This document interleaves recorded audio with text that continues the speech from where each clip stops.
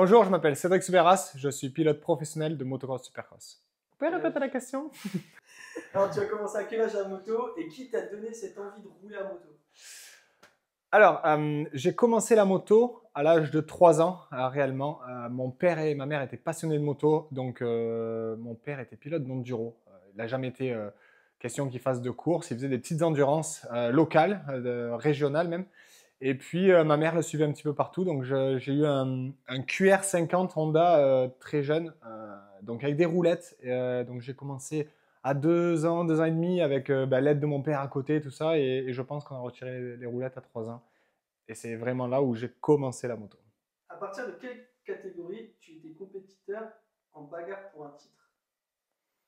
Alors, pour être compétiteur dès les premiers tours de roue, c'est-à-dire que même petit, avant même de faire de la compétition, c'était face au chronomètre, c'était aller plus vite, c'était sauter le plus loin. Donc ça, j'étais compétiteur très très jeune, dans n'importe quoi d'ailleurs, et mauvais perdant aussi. Et ensuite, pour me battre pour un titre, je pense que ça devait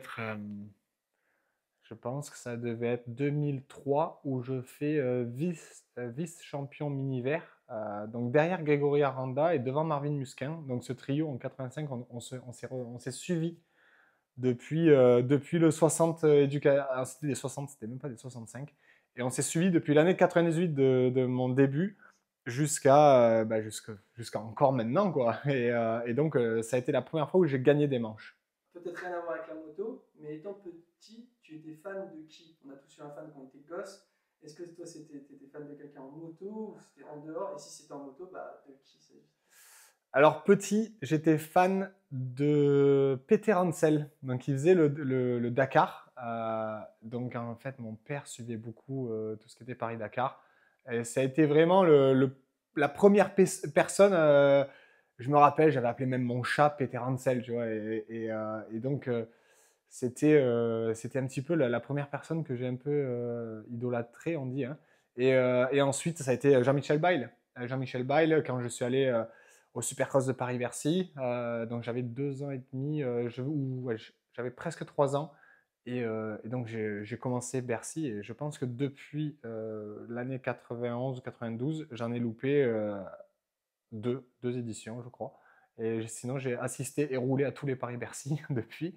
Et, euh, et donc, ouais, c'était Jean-Michel Bayle. Et ensuite, ben voilà, au fur et à mesure des générations et des carrières de chacun, ça a été Chad Reed, ça a été ben maintenant, même si j'ai 35 ans et qu'il est plus jeune que moi, c'est Jet Lawrence quand je le vois rouler. Donc, je me suis vachement adapté un petit peu à chaque génération. Et puis, voilà, Marvin Musquin, mon ami, ça a toujours été aussi quelqu'un dont j'ai pris exemple aussi par sa technique. Donc, voilà, je me suis vachement adapté aux générations, Tu m'as dit en off que ta carrière elle s'est jouée à 40 euros près. presque. Est-ce que tu peux expliquer ça? Alors ouais, ma carrière s'est vraiment jouée à 40 euros. Ça a été en 2009. En fait, j'ai plus un euro sur mon compte. Il me reste 40 balles. Et je pars au Supercross de Lyon. On est début novembre. Et en fait, je viens de mettre toutes mes économies de côté. J'avais mis toutes mes économies de côté pour m'entraîner tout le mois d'octobre avec Benjamin Coisy à l'époque, qui était le gars qui raflait tout en championnat de France SX Tour. Et en fait, il m'a dit, écoute, tu sais quoi, je suis tout seul à m'entraîner de toute façon. Donne-moi 500 balles et tu fais le mois d'entraînement avec moi.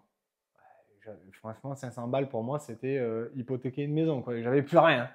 Et j'ai dit, ok, c'est bon. Il me dit, par contre, une chose, soit à l'heure le matin, tu me files un coup de main à ratisser les cailloux, tu me files un coup de main à arroser, machin, tout. Et il était à Manosque, et moi, j'étais à Berlétan. Donc, faut compter une grosse heure et demie à chaque fois pour y aller.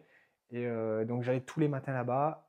Et donc, j'avais plus une thune, et j'avais fait un mois d'entraînement, et je me suis dit, c'est là, c'est maintenant ou jamais, en fait. Et je me rappelle passer chez mon père, il y avait le locataire chez mon père qui était un ami à moi, donc Tawak, qui ouvre le camion et qui me dit ah, c'est bon, ta moto est prête et tout. Et il voit l'état de mon pneu arrière et il me dit mais elle est prête là ta moto? Ouais, ouais, elle est prête. Il me dit mais ton pneu il est mort. Il me dit je vois, mais j'ai pas de sous, j'ai 40 balles, c'est juste assez pour aller à Lyon, quoi, tu vois, d'Avignon. Euh, il me dit, ouais, c'est bon, on retourne chez Starter 84 à l'époque à Avignon. C'était un concessionnaire Yamaha, j'étais Honda. Il me prend un pneu, une chambre à air, un gripster. On monte ça chez mon père vite fait avec des démonte pneus par terre parce qu'il n'avait plus rien pour faire de la mécanique. Et, euh, et là, en fait, je monte à. Donc, il me reste 40 balles. Ben voilà, je fais le maximum pour ne pas payer les péages. Je gratte de l'essence à droite à gauche. Et donc, j'arrive à Lyon et je fais 2 podiums et je prends peut-être, avec des belles places en super finale, et je prends 4000 euros dans le week-end. Et donc, ben voilà, on a fait plus 100. On a fait, ouais, 100 fois, j'ai gagné 100 fois plus que ce que j'avais sur mon compte important. Et c'est là où je me suis relancé. C'était, imaginons, scénario, le pire scénario. Ils m'aident pas, ils me payent pas un pneu, j'arrive là-bas, je crève en finale, je fais dernier, je prends 0, je pense faire finale, je prends 0. Bah, autant j'arrête. Et en partant, quand je me suis arrêté chez mon père, j'ai dit, bah, de toute façon, si ça se passe pas bien ce week-end, j'arrête la moto, c'était fini. Pour moi, c'était fini. Ton meilleur souvenir à moto de toute ta carrière, si on te dit ton meilleur souvenir tout de suite, ou même des fois un souvenir que tu penses assez souvent, ce serait lequel? Hmm. Je dirais le vrai meilleur souvenir, la vraie libération, ça a été 2 semaines après le passage que je viens de t'expliquer. C'est-à-dire qu'on passe d'avoir 0 sur un compte en banque et genre 3 semaines après, il y a le Supercross de Genève. Je viens de signer KTM Sarols, j'ai tout juste 20 ans. Et il me dit, bah, tiens, c'est un 2,5 de temps, tu roules en SX1. Donc j'ai 20 ans, je passe de suite en SX1. Il y a 2 ans auparavant, je suis encore en 125 ou 3 ans auparavant, je suis en 125. Et là, je pense à SX1 et j'arrive au Supercross de Genève. Donc c'est ma première course avec les 450. Et je fais l'all shot et je fais 14 tours sur 15 en tête. Et c'est Josh Hill, qui est pilote Factory Yamaha, qui me double dans le dernier tour et je fais 2. Déjà, pour moi, j'avais réussi mon week-end, je pouvais remballer. C'est bon, je ne ferai pas mieux dans tous les cas. Deuxième soir, Josh Hill se satellise en demi-finale. J'attends là. Mathématiquement, pour l'instant, je suis en tête au général. Donc, je suis en finale, lui non. Qu'est-ce qu'on va faire? Et donc, je fais 3 ou 4 de ma finale, je ne sais plus exactement. Et il y a Brighton qui roule, qui s'est un peu loupé la veille, donc il ne faut pas que je me merde. Il y a, je ne sais plus qui roule, mais et ça fait vraiment des résultats comme ça. Et je crois que je fais 2 et 3. Et je gagne le Supercross de Genève. Et donc, ça a été ma première course en 4,5. Je la gagne au général. Je ne gagne pas de finale, mais je la gagne au général. Et je suis King of Genève. Là, ça m'est arrivé qu'une fois, et c'était en 2009. Et c'était ma première course 4,5. Et donc, ça, je pense qu'à partir de là, j'ai dit, OK, si je fais pas le con, que je m'entraîne, que je suis sérieux, je peux gagner ma vie avec ma passion. Et de là, ben, et je pense que c'est un de mes meilleurs souvenirs. On va partir un peu sur le thème USA. J'ai envie de savoir depuis quand et comment as-tu rencontré le Big USA, parce qu'on sait que le Big USA c'est un ami à toi maintenant. Ouais. Et du coup, comment s'est passée toute cette histoire? Est-ce qu'il y a une anecdote là-dessus? Alors écoute, le Big USA, je l'ai rencontré grâce à Didier Villemain à l'époque. Donc en 2008, c'est la première fois qu'on va aux États-Unis. Donc j'ai tout juste 18 ans et on va aux États-Unis avec Christophe Charlier, Hugo Dago. On ne parle pas anglais, tout ça. Didier Villemain ne parle pas excellemment anglais. Et donc il y a le Big USA qui est là pour un peu nous guider sur où faire nos inscriptions, tout ça. Donc il est super cool pour nous. C'est notre sauveur. Il gère, quoi, tu vois. Et donc le Big, on fait nos shootings photos à Glamis dans les dunes de sable. Et donc le courant passe bien et en fait passe mieux qu'avec les autres parce que franchement on a le même humour. On est un peu pince en rire où on se vanne à longueur de temps. Et j'ai encore des photos de ce temps-là où j'ai collé, il dormait dans le camion, j'ai collé des stickers RXR sur la tête et tout. Et donc, on est resté super proches. Et l'année suivante, je retourne en 2009 avec le team MD Racing et Mika Musquin. Et donc, deuxième épreuve, ou troisième épreuve que je fais, je tombe et je me perfore le poumon. Donc, je me casse les côtes, je perfore le poumon. Et là, je vais à l'hôpital et donc, j'ai pas le droit de prendre l'avion à cause de mon pneumothorax. Et je dois rester un mois minimum aux États-Unis. Donc, ça s'est soldé en 2 ou 3 semaines. Et ben, ils sont tous partis, le team est rentré chez lui et c'est Stéphane Legrand qui est venu à l'hôpital qui m'a dit allez c'est bon, je signe ta décharge, chut, on est parti. Et donc je suis allé à Vegas où j'ai rencontré la famille Legrand ben voilà, de très proches. Et il y avait Ariette, la grand-mère, il y avait les enfants qui étaient tout petits et maintenant qui ont qui ont tous plus de 20 ans. Et donc voilà, le temps passe très vite. Et donc, ça a été la rencontre avec Steph. Et depuis, on est amis, on s'écrit, si c'est pas tous les jours, presque. Mais voilà, on est très, très proches. Il y a une histoire où nous, en tant que fans, on a du mal à comprendre ce qui s'est passé. C'est avec le team Josh Hansen, où au bout de 3 courses, d'un seul coup, plus de son, plus d'image, tu fais plus partie du team. Et du coup, on aimerait savoir qu'est-ce qui s'est passé réellement. Cette histoire avec Hansen, c'est vrai qu'on me l'a jamais réellement, on n'a jamais débriefé de cette histoire parce qu'elle a vite été étouffée par le fait que j'avais signé HEP derrière. Et en fait, avec Hansen, ça s'est passé aussi vite d'intégrer le team que d'arrêter avec le team. C'est-à-dire que je vais à l'époque avec Suzuki JPM aux États-Unis. Et donc, Suzuki JPM nous avait pas miroité des choses énormes. Il nous disait, OK, vous avez des pièces, un tout petit budget, démerdez-vous. Après, c'est votre truc. Et donc, au bout de 2 courses, Bisqueglia, qui est chez Hansen, tombe. Donc, je suis. Enfin, il contacte justement Stéphane Legrand, le Big, et il lui dit, écoute, Soubeyras, est-ce qu'il serait pas chaud de monter sur la Suze? Gaz, pourquoi pas. Le lendemain, on est en train de tester pour Hansen. Ça se passe, pam, pam. Et il faut savoir qu'aux US, les courses, c'est tous les week-ends. Donc, ça se fait vite. Je monte sur la moto, on est à Daytona, je fais la première course, la deuxième course, j'en fais 2 ou 3. Et, euh, et là, je prends l'avion pour Seattle.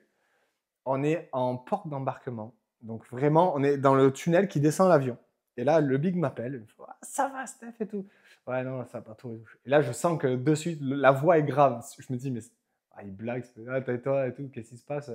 Non, non, c'est chaud et tout. T'es où? Bah, écoute, je suis en train de rentrer dans l'avion.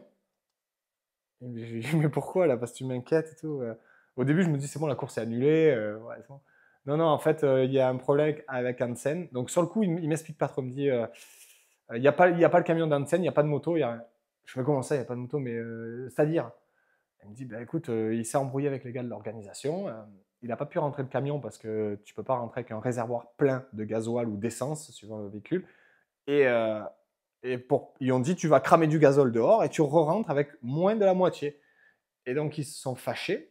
Et Hansen, enfin, son mécano, a eu les ordres de Hansen de faire demi-tour et se barrer. Et sans que réellement, il me concerte en disant, attends, tu risques de ne pas avoir ta moto, on s'est embrouillé avec leur gars.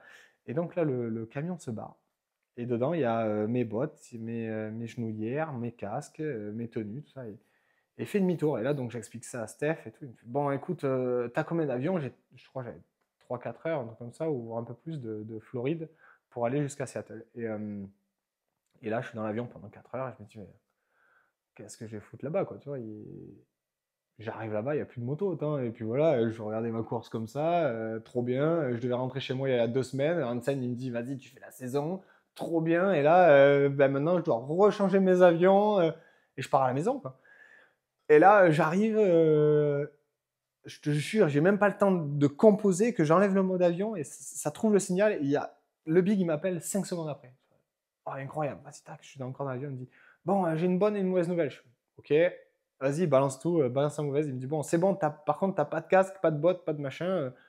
Il n'a pas voulu me laisser. Il avait appelé le chauffeur. Il dit, arrête-toi, n'importe où tu es sur la route, je viens chercher. Il dit, non, non, moi je trace, j'ai rien à foutre. J'ai les ordres d'Hansen, je rentre. Et du coup, ben, j'avais pas de casque, rien. Et il me dit, par contre, avec l'aide de JJR qui file un cadre HEP comme un moteur d'avance, les roues de lui, de machin, t'as une moto pour rouler ce week-end. Bon, ben, ok, quoi, tu vois. Et au final, ben, Sophia fait ma mécanique. On a des numéros au Chatterton presque. On a pas de kit départ. On a des pneus durs alors que c'est de la boue. Et encore, ils nous mettent des pneus mous après. Et c'est vraiment la galère. Il pleut. Et je fais mon meilleur résultat US que j'ai jamais fait. Je fais 12e d'une finale américaine en 450. Donc c'est mon meilleur résultat absolu. Et, euh, et donc, je fais meilleur pilote du team. Et donc là, je sors et le team me propose de suite de rester pour la fin de saison. Et donc voilà comment s'est soldé le départ de Hansen. Comment s'est passée ta signature chez Monster Energy et comment s'est passé un peu l'échange entre eux et à quel moment tu as signé chez Monster? Alors là, chronologiquement, on revient un peu en arrière. Parce que là, ce que je viens de raconter, c'est 2018. Là, avec Monster, on est fin 2015. Donc, je suis Yamaha 2B. Et je viens de signer pour l'Arena Cross. Et normalement aussi pour 2B pour 2016, pour Yamaha 2B. Et en fait, je suis approché aux alentours du Supercross de Paris euh, via Gérard Valla qui me dit écoute, est-ce que tu serais chaud à être Monster en Arena Cross? Question, demande à un aveugle s'il veut voir. Oui, ouais, il n'y a pas de. Enfin, au contraire, enfin, voilà, c'est une marque qui fait rêver. Tu mets les trois plus grosses, Rockstar, Monster, Red Bull, tu te dis, voilà, dès que tu en fais partie d'une, tu n'as plus envie de quitter ce cercle-là. Tu as des avantages, tu as une image qui va avec et tout. Enfin, voilà, on est encore allé au concert des Green Day il y a pas si longtemps grâce à Monster, donc c'est incroyable. Et puis là, donc on est à 3 mois du début, 2 mois du début de l'Arena Cross, et du coup, je signe Monster. Et, euh, et donc, pour 2016, je fais l'Arena Cross au couleurs Monster. Finalement, avec 2B, à cause de certains différends, et avec mes contrats d'Arena Cross et de 2B, on casse le contrat avec Yamaha 2B. Et je me retrouve à pied pour la saison 2016, où là, je pars aux US avec une Kawa pratiquement stock avec laquelle je m'entraîne. Et on part avec Bud Racing sur le championnat américain. Et je venais de signer Monster, tout collé avec Bud Racing qui était aussi Monster à l'époque et tout. Donc voilà, et maintenant, c'est ma 9e saison sous les couleurs Monster. Et c'est une marque que j'apprécie tellement que j'ai peur qu'ils ne me re-signent pas chaque année. En fait, je me dis, putain, j'espère que j'ai été assez bon pour eux en communication, assez bon pour eux en résultat. Dès qu'il y a une épreuve sponsorisée par le Taureau Rouge, j'essaie absolument de la gagner par coûte que coûte pour mettre un Monster sur la plus haute marche. Donc voilà, c'est cool, mais c'est une image qui est pas dure à porter, au contraire, c'est top. Imaginons qu'on tire un trait sur tout ça. Tu as un choix, tu dois faire autre chose que de la moto. Tu ferais quel boulot? Vraiment un boulot Un ou même boulot. sportif de haut niveau ou est-ce que... Ce que tu choisirais de faire si la moto n'existerait pas dans ce monde, qu'est-ce qui te porterait à...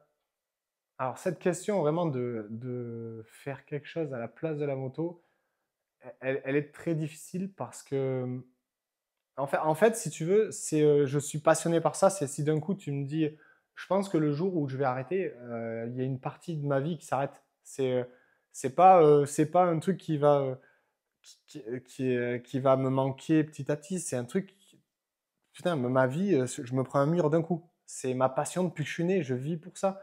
Et le jour où j'ai compris que je pouvais vivre de ma passion, je m'en fous réellement de ce que je gagne. J'ai mes demandes de salaire et de primes de départ et tout, elles vont avec mon niveau et tout ça. Je n'ai jamais demandé au-dessus de ce que je vaux parce que je respecte mon sport et mon image et je n'irai jamais péter plus haut que mon cul et demander des 100 et des 1000 alors que je ne les vaux pas. Je m'appelle Soubera, je ne m'appelle pas Musquin et je ne m'appelle pas Ferrandis, donc je ne demanderai jamais autant qu'eux, mais je veux vraiment que tout le monde respecte les sportifs de ce sport. Et c'est très dur pour moi de choisir vraiment un substitut qui pourrait remplacer ça. En vrai, je pense que je me serais surinvesti, j'aurais donné autant d'énergie pour être cycliste, pour faire du vélo à bloc. Je pense que dans ma vie, j'ai fait plus de vélo en heure que de moto. C'est vraiment la deuxième chose quand je suis sur mon vélo, que ce soit en route, en VTT, putain, je suis en vacances en fait. Et même si j'en chie, je suis en vacances, même si je transpire, je suis en vacances. Quand je rentre de 5 heures de vélo, je suis trop content.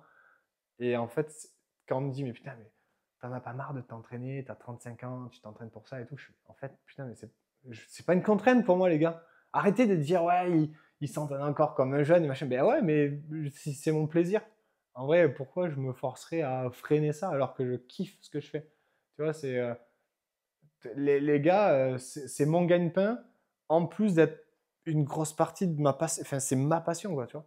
Donc, ouais, je pense que j'aurais vraiment poussé pour faire ça. Et déjà, ça aurait été à l'extérieur, un taf normal ou quoi. Peut-être dans l'idée, faire un peu comme mon père, un peu dans les jardins, dans les espaces verts, mais dans tous les cas, quelque chose de dehors. Si j'avais dû vraiment choisir un travail, vraiment un boulot normal, entre guillemets, sans dénigrer aucun autre travail, voilà, c'est ce que j'aurais peut-être fait. Pourquoi tu t'es mis à monter ton team MM85? Alors, mon team MM85, déjà, pour ceux qui ne le savent pas, MM, c'est Mika Musquin, Michael Musquin. 85, c'est son numéro. Donc, à la base, c'est pas le mien, mon numéro 85. Moi, j'avais le numéro 120. Et donc, après son accident en août, c'était en août 2015.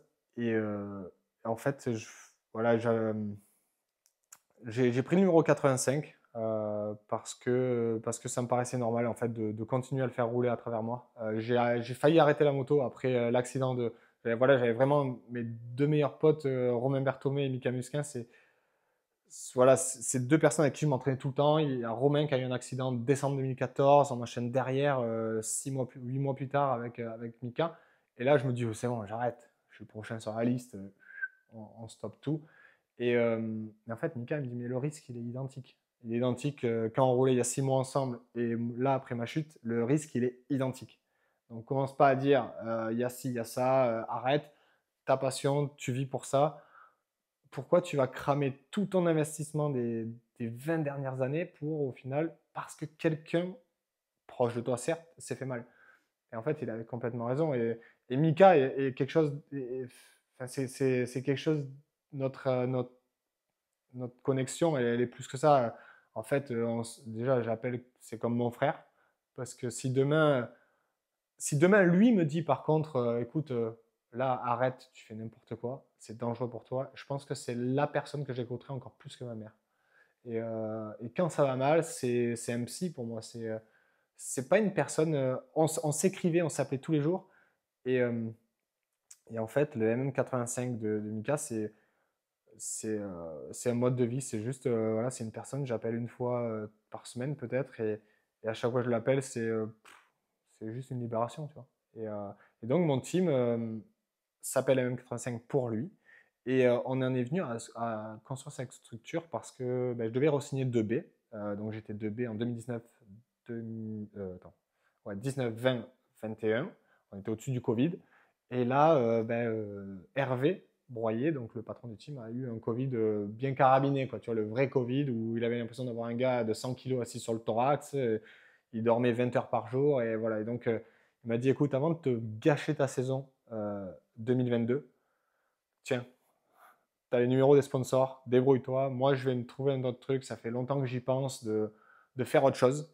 Euh, Ça, si ça ne te dérange pas, débrouille-toi. Et en fait, il faisait juste le team en 2022 pour moi. Et donc, il m'a laissé un petit peu les contacts. Et j'ai gardé la majorité des sponsors d'ailleurs du team 2B. Et on est parti sur cette structure. Et donc, elle s'appelle MM85 pour Michael. Ok. Et ça tourne aussi autour de toi et ton boulot. Pourquoi autant de temps de communication? Pourquoi autant de temps Internet? Qu'est-ce qui t'intéresse le plus? YouTube, Instagram? On voit que tu es très actif sur les réseaux. Pourquoi cette direction? Ben, Ok les gars, petit aparté pour le sponsor de cette vidéo qui est Rider Pass.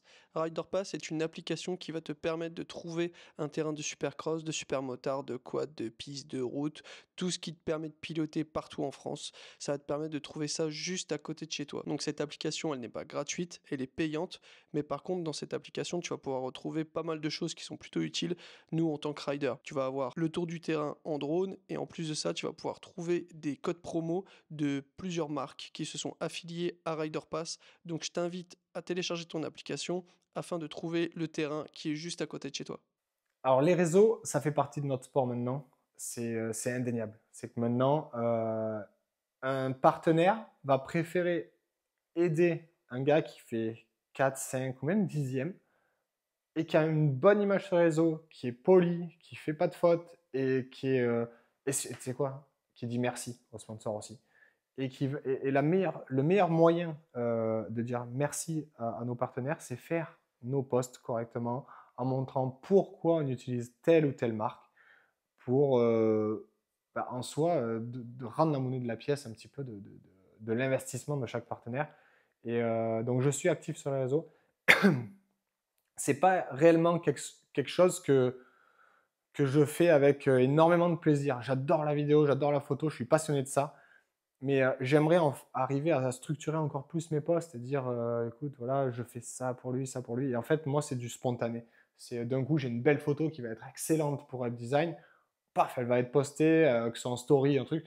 Et, euh, et maintenant, dans mes contrats, j'essaie même de marquer le nombre de stories, le nombre de posts parce que au moins, ça me donne une ligne de conduite un petit peu. Mais ouais. Les réseaux, ça fait partie de notre boulot. YouTube, ça, c'est pur plaisir. On est venu à faire des vlogs et des insights sur nos courses. Ça, c'était pour que Michael Musquin, à nouveau, puisse voir un petit peu et continuer un petit peu ce qu'on vivait ensemble à travers nos vidéos. Et puis, c'est devenu un plaisir. Et c'est aucunement un business. Demain, j'arrête ça du jour au lendemain parce que je le fais réellement pour Mika, ces vidéos. Et après, bah, tout ce qui est Instagram, bah, c'est pareil, ça va avec notre boulot. Je vais te poser des questions rapides. Vas-y. Tu vas devoir choisir. Ok. Donc, c'est motocross, supercross ou championnat de France des sables? Ah, putain. Démarre bien. En fait, c'est quoi? C'est marrant ce que tu dis. J'ai le droit. J'ai le droit. Ah, ok, attends, je veux juste développer là-dessus. Après les autres, je triche pas. Je triche pas les autres. Non, parce qu'en fait, tu veux Supercross, tout le monde s'attend à ce que je dise Supercross. Et oui. Et en fait, le Supercross, c'est ce qui m'a permis de vivre. Donc, je peux pas dénigrer. Motocross, c'est peut-être là où je prends le plus de plaisir actuellement à 35 ans. Il y a 5-10 ans de ça, je prenais plus de plaisir en Supercross. Maintenant, en cross, je me régale. Et le sable, putain, c'est un truc que j'ai trop envie de faire. À chaque fois que je fais du sable, putain, j'ai l'impression de surfer sur les vagues, tu vois, être debout sur les cale-pieds, c'est chill. Ça me rappelle mes 3-4 heures de vélo quand je fais 3-4 heures dans le sable. C'est trop bien. Et en fait, s'il n'y avait pas la mécanique qui coûte super cher dans le sable, putain, j'en ferais beaucoup plus. Mais si tu n'as pas de structure, c'est mort. Et là-dessus, allez, je ne vais pas dénigrer le supercross, je vais dire supercross quand même. Très bien. 2 temps ou 4 temps? 2 temps. Pro motocross ou MXGP? Pro motocross. SXUS ou WSX?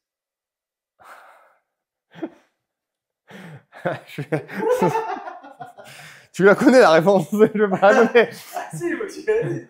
Ah c'est Wikipédia. Hein. Ah putain. Supercross WSX. WSX ou SX Tour? Ah, WSX. SX Tour ou SXUS? SXS. Monster Energy ou Red Bull? Tu m'as pas mis Arena Cross et SX Tour sinon. C'est la même, c'est pas Bah, Monster. Ricky Johnson ou David Bailey? Johnson. McGrath ou Carmichael? Là, c'est compliqué parce que j'ai rêvé McGrath, mais la personnalité de Carmichael et les deux ont vraiment sont de bonnes personnes. Allez, je veux dire Carmichael. Parce qu'il a gagné face à des gars qui ont vraiment donné du fil à retordre. Josh Johnson ou Axel Hodges? Hodges. Axel Hodges ou Twitch? Hodges à nouveau. Stéphane Evert ou Keroli? Keroli. David Villemain ou Tortelli? Kiff. Hein. En vrai, les deux ont leur qualité. J'ai passé plus de moments avec Tortelli, donc je vais dire Tortelli. Tortelli ou Pichon? Tortelli. Vimon ou JMB? Les deux carrières sont énormes, mais JMB. Un titre US ou un titre MXGP? Alors, j'aurais aucun des deux. Mais à choisir, US, direct. Enfin. C'est pas des questions que j'ai, on va dire, à 80%, c'est des questions que j'ai jamais répondu. Ouais. Tu vois, c'est des choses où tu as passé du temps avec moi, donc tu sais à quel point j'arrive de loin. Et tu vois, ce qu'on parlait l'autre jour, où des fois, 2009, je dors à l'arrière d'un trafic. Enfin, tu vois, il y a des moments où, quand, tu vois, quand j'encaisse mal les critiques pour ça, en fait. Tu vois, quand des fois, je me casse la tête avec des commentaires, des machins. Putain, mais les gars, ils se rendent pas compte que j'ai vécu dans un HLM, que j'ai dormi à l'arrière d'un trafic, que des fois, j'allais faire les courses et je comptais à 1 € près si j'allais pouvoir payer, juste pour qu'aujourd'hui, je puisse vivre de ma passion. Et maintenant, il y a des connards qui disent « C'est bon, il a 35 ans, on devrait arrêter. » Mais mec, j'ai pas fait tout ça pour si j'ai envie de rouler à 35 ans, et même si j'ai envie de rouler à 45 ans, ben, laisse-moi tranquille. Tu sais quoi? J'ai vécu des trucs de fou, autant traumatisants énorme. Et j'ai pas envie qu'on me juge sur. Tu vois, si on me dit, écoute, ouais, putain, Souple, franchement, il passe mal dans un virage et tout. Ouais, ben cool, franchement, c'est constructif. Je vais analyser pourquoi je passe mal dans ce virage. Et des fois, tu as des connards qui disent moi, il ferait mieux d'arrêter la moto. Mais ferme ta gueule. Euh, Si j'ai envie de te dire suicide-toi, tu te suicides? Non, ben moi, c'est ma vie, la moto, c'est pareil. Et en général, c'était le commentaire du gars qui serait en Ouais, privé, il a même pas. voilà, c'est des gars qui n'ont pas leur photo de profil, qui te commandent ça. C'est des gars qui n'ont pas leur nom. C'est des gars qui s'acharnent sur moi depuis 10 ans. Tu en as deux, trois comme ça où tu te dis, mais en vrai, la moto, c'est ma vie. Tu m'enlèves la moto aujourd'hui. Je ne sais pas ce qu'elle est ma vie derrière. Peut-être je meurs, tu vois. Euh, et c'est comme si je dis au gars, ben, suicide-toi. Non, c'est pas ce que tu as. Tire-toi une balle un peu là, on va voir si tu vis. Ben, mec, c'est quoi? Si j'ai pas envie d'arrêter la moto, laisse-moi tranquille, c'est mon choix et ferme ta gueule. Et là, tu vois, maintenant j'ai un enfant et ça, je comprends ce qu'est l'après-carrière, tu vois. C'est là où je commence à, tu vois, et ça va prendre 2, 3 ans ou peut-être 6 mois, on ne sait pas. Mais mon après-carrière, elle est dans l'IAM et petit à petit, va prendre de plus en plus de place et je m'effacerai petit à petit. Mais pour l'instant, je suis là et j'y reste. Sophia, parce qu'elle a une place très importante dans ta vie de tous les jours. Elle a été Ouais. ta mécanicienne, elle a été ta coach. Je pense qu'elle était aussi un gros rôle dans tes moments les moins bien. Et comment tu l'as rencontrée et quelle place elle a pour toi quand elle est à côté de toi? Alors Sophia, je l'ai rencontrée en 2016. Donc je sortais d'une relation et 2 mois, 1 mois et demi après la fin de ma relation, on rentre en contact. Vraiment, elle m'a dit ah, encore un gars de la moto qui veut. Elle se dit ça, tu vois, encore un gars de la moto qui veut me choper, machin. Et j'ai commande un truc à la con et je me dis de toute façon une fille comme ça, elle doit avoir 500 messages si tu sors pas du lot. Je cherche pas. Et je mets un message à la con, j'y mets parce que je me dis, il faut que je fasse ou le gros lourdos ou alors vraiment je sois malin et tout. Et je lui sens un message bidon. Elle a dû dire, mais lui, il a l'air con quand même, tu vois. En fait, le message, si tu veux, elle met une photo sur Instagram et il y a une chambre, elle est dans l'hôtel et il y a sa moto à côté de la chambre, du lit de l'hôtel parce qu'elle n'avait pas envie de se la faire piquer. Et je mets, sérieusement, tu dors tout le temps avec ta moto? Tu vois, la question débile où elle se dire, il est con, tu vois, mais qui va te dire, putain, peut-être il faudrait que j'y réponde, tu vois, que je l'éclaire, tu vois. Et en fait, en fait, je me suis dit, si je dis, salut, ça va, putain, t'es trop jolie et tout, c'est bon, elle doit recevoir des millions. Et au final, elle a mis genre 2 semaines à me répondre. Bon, c'est bon, elle m'a nexté, balèque, tu vois. Et il faut savoir que de la fin de ma relation jusqu'à lui envoyer mon premier message, je m'étais dit, tu sais quoi, pendant 1 mois, j'envoie aucun message à aucune fille, on verra ce qui arrive, tout ça et tout. Et je fais rien. Et du coup, j'envoie un message et bref, elle met 2 semaines à répondre et on se parle vite, vite, vite. Et je fais, bah, c'est bon, on a trop de points en commun, vas-y. Tu veux pas vraiment qu'on se rencontre parce que, en gros, il y a tout qui, il y a tout qui colle. Et t'es célibataire, je suis célibataire, j'ai pas envie qu'on parle 3 mois et que le jour où on se rencontre, ouais, cool, c'était bien, vas-y, on a passé 3 mois à s'envoyer des textos de merde et tout ça et on s'est jamais rencontrés. Viens, on se rencontre. Elle me dit, ouais, comment et tout. T'as un email? Ouais. Tu fais quoi toi dans les prochains jours et tout? Ouais, non, pour l'instant, je suis en trêve à l'école et tout. Ok. J'envoie son email, je prends un billet d'avion. Je lui dis, il y a que le billet à aller. Si tu te fais chier au bout de 3 heures, je te prends un billet retour. Elle est restée 2 semaines, ouais, presque trois. Elle est restée 3 semaines. Je suis pas, elle est partie 2 jours avant que je parte aux US pour la saison américaine en 2016. Et une fois aux US, un mois après, je l'ai fait venir pendant un mois aux US. Et après, quand moi je suis rentré des Amériques, elle est venue à la maison et puis elle est repartie. Et donc voilà. Et donc ça fait 8 ans maintenant et on a eu Liam. On n'est pas mariés, à son plus grand regret, mais ça va pas tarder. J'allais poser la question en plus. Non, non, mais ça, franchement, c'est, elle a eu, en fait, si tu veux, elle a eu, je dirais, j'allais dire les couilles, non, elle a eu le cran, on va dire. Elle a eu le cran de me faire confiance parce que en 2016, je lui ai dit, écoute, fais-moi confiance, je pense que si je m'entraîne bien, que tu me suis, eh ben, on va arriver à faire quelque chose. Et il fallait qu'elle arrête l'école et tout, tu vois. Et je lui dis, je te fais vivre, je paye pour toi, j'ai une maison, j'étais propriétaire déjà. Je lui dis, je te fais vivre et on essaye ça 2, 3 ans, on voit. Et bon, au bout de 2, 3 ans, on avait construit notre appartement, on avait des locataires, on avait. Et en fait, voilà, moi, je suis pas trop con en maths et du coup, avec mes calculs, je savais que en faisant un peu de location, un machin, un truc, on pouvait vivre de ça en partant de zéro. Et je suis parti, ben, comme on l'a dit tout à l'heure, de 40 balles. Et maintenant, on a 4 appartements, bientôt 3 de plus. Donc d'ici quelques mois, on aura 7 appartements en gestion et je suis parti de 40 balles il y a 10 ans, il y a 15 ans de ça. Donc c'est top, tu vois. Juste pour finir avec Sophia, quand il a fallu nettoyer des casques dans la merde, faire du Karcher, maintenant s'occuper de Liam pendant que je suis en train de faire 30 minutes en Italie de course et qu'elle est au camping-car et tout, elle rechigne, mais elle le fait. Elle sait que pour nous, pour notre bien, j'ai fait mon maximum pour elle et elle continue à le faire pour nous. Et en fait, c'est surtout ça, c'est qu'on on l'a pas. J'ai jamais été perso. Tu vas voir tu ouvres mon placard, j'ai pas un habit de marque. J'ai que des trucs un peu comme Don, parce que je me dis si c'est plus important je sais pas, de bien. Je suis tellement parti de très bas que en faisant attention avec son argent, on peut aller loin. Et malheureusement, ça reste le nerf de la guerre, ça reste le nerf de notre avenir. Et je ne dis pas que ça apportera plus de bonheur d'avoir, je sais pas, 200, 300 000 sur un compte. Mais juste, il faut faire attention. Et j'ai fait attention à elle. Et puis, bah, ça fait 8 ans. Et franchement, on continue. Et des fois, quand je dis elle est même pas là à me dire vas-y on arrête. Elle me dit tant que tu gagnes ta vie, qu'on se fait plaisir et que tu penses à moi, que tu penses à Liam maintenant et que la moto prend pas le dessus sur notre relation à nous tous maintenant, vas-y continue. Donc c'est bon. Trop bien. Bravo. Ouais, bravo. Bon. Merci de nous avoir accueillis. Top, bah, avec grand plaisir. C'était Dans la peau avec Cédric Souberas. On a passé plus de 24 heures ensemble, presque 48 heures. Pour ma part, on se retrouve sur les Subs World. Pensez à vous abonner à la chaîne. Allez,